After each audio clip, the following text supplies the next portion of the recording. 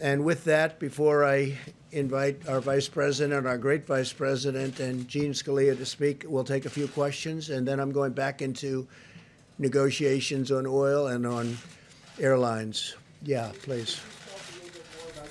Conversation with President Putin and the King. Yeah, I had a very good conversation. Did you organize that call, and do they understand the problems they're causing with Yeah. the oil output? Yeah, situation? no, there's so much production, nobody even knows what to do with it. That's how it's working. And Saudi Arabia, and as you know, Russia, it's well known that we're producing a lot, and they were perhaps fighting with each other over the production and the amount of oil being produced.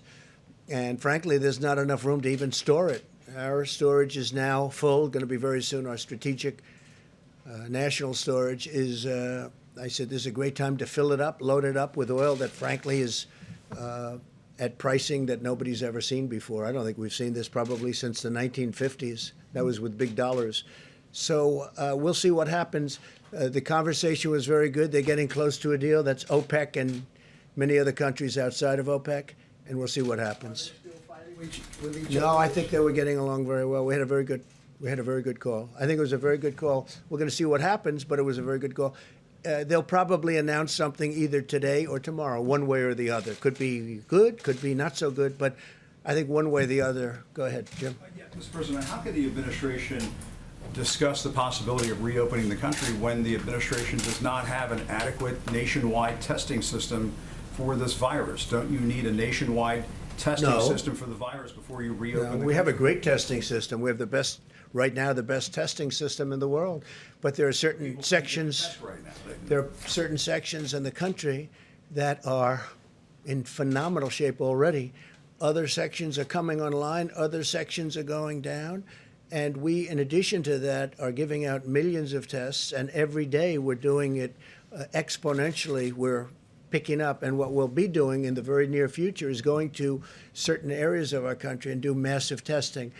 It's not necessary, but it would be a good thing to have. Don't you need that, Go though, Mr. ahead. President, to make sure people are safe going back to work? You don't want to send people back to the workplace. We want to have it, and we're going to see if we have it. Do you need it? No. Is it a nice thing to do? Yes.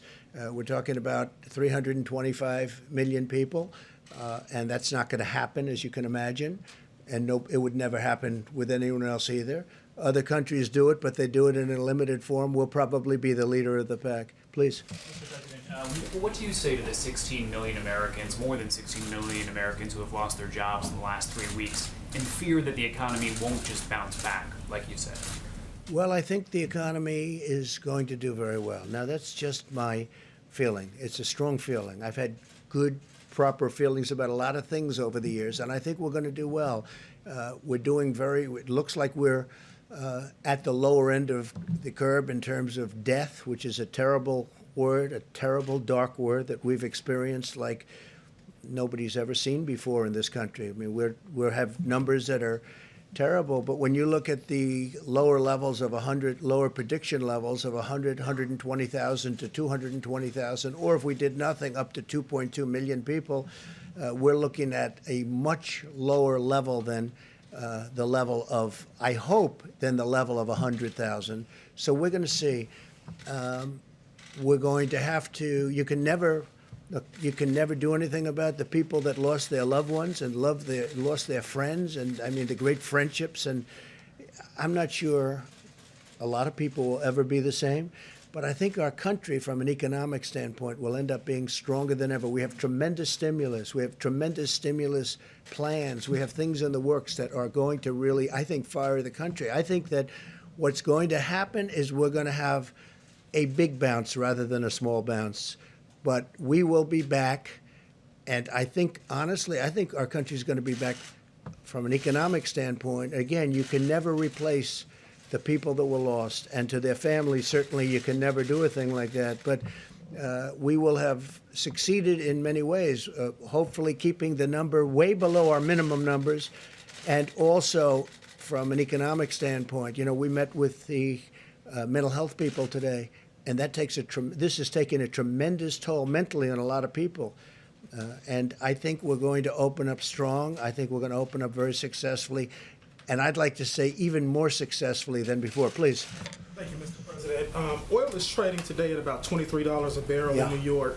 Where would you want to see the price? Do you want it at $30, $40, $50 a barrel? Well, I want to see it where there's a certain market, but I also don't want to see it where people have no idea. You know, we'll be opening up areas for storage of oil, massive areas for storage of oil, because oil today is not selling. And what happened is the virus knocked out 40% of the market. Immediately, you know that, you know the number, 40%. Now, there was a lot of oil, but it was very controllable. All of a sudden, they lost 40%. You look at the roads, you look at the car, you look at what's going on. There's nobody driving. There's no reason for it right now. That'll start coming back. But we are storing millions of barrels of oil that nobody thought would even be possible. Frankly, ships turned out to be a good business for some people because they're filling up tankers, sending them out to sea and not saying where to go. They're just sitting out there loaded up with oil. So we want to save our energy in this country. We want to make sure that our energy companies, businesses, and employees, workers, remain strong. So that's how I'm involved. And I think that's going to happen. So right now, if you look, you're probably talking 23, 25.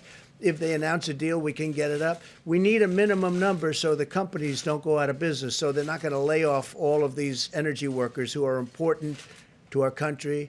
And, you know, we're now energy independent. We could do something where we only used our oil. But I think the long-term benefit is to be able to just go with the market. And it's going to work out. It's all going to work out. If you looked at 3 weeks ago, as you know, as we talked about it, 3 weeks ago and 2 weeks ago, this was catastrophic. I think it's really hitting bottom, and I think that, I mean, we've had a bottom, but now at $23 and $25 and probably heading up. At the same time, we save our energy, and we also produce great, cheap energy, and we save our jobs. Yeah. I want to ask you about the Paycheck Protection Program, because every day we're hearing from small business owners who are telling us that their banks don't know how to access this money, they're trying to apply, they can't figure it out. So where does the fault lie? Does it lie with the banks? I don't think there's a fault. They're doing record numbers of dollars. They're dealing with many community banks. They're dealing with Bank of America, Citibank, a lot of Wells Fargo, as you know, is very much involved. And they're dealing with the bankers. Can't go that quickly, but I'm hearing it's a very, very successful rollout. They did want changes in applications. They want changes in loan requirements, et cetera. But they're taking billions and billions of dollars worth of loans.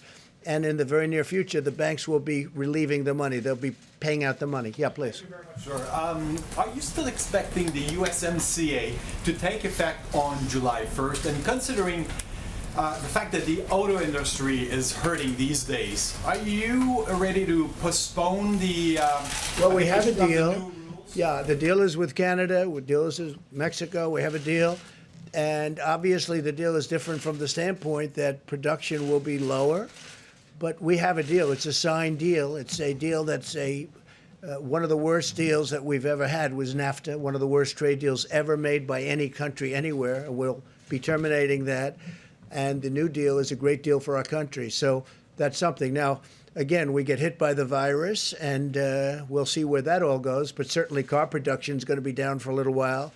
But ultimately, good for our farmers, great for our farmers. We'll be helping our farmers, by the way. We have money going out to our farmers in the pretty near future having to do with, you see what's happened. The farmers got hurt very badly by all of this. People are eating less from the standpoint that there's no restaurants are open, no businesses are open, no hotels are open.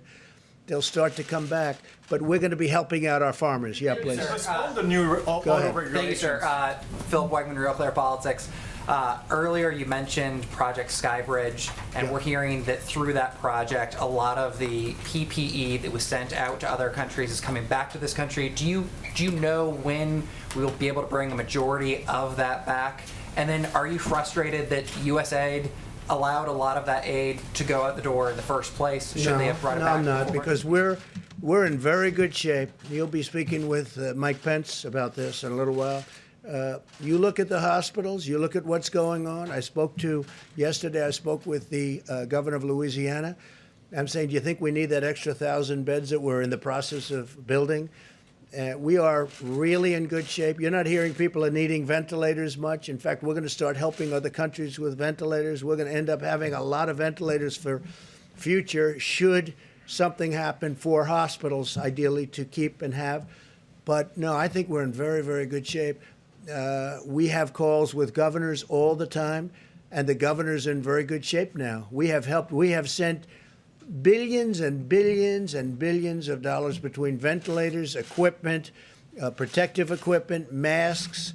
We have 500 million masks coming. 500 million from one group.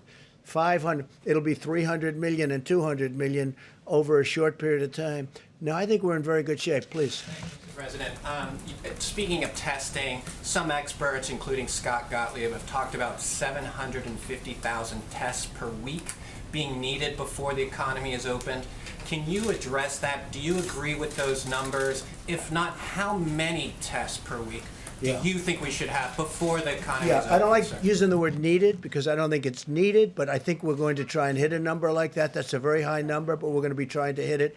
And we probably might be able to do that. Please, go ahead. Do that, sir.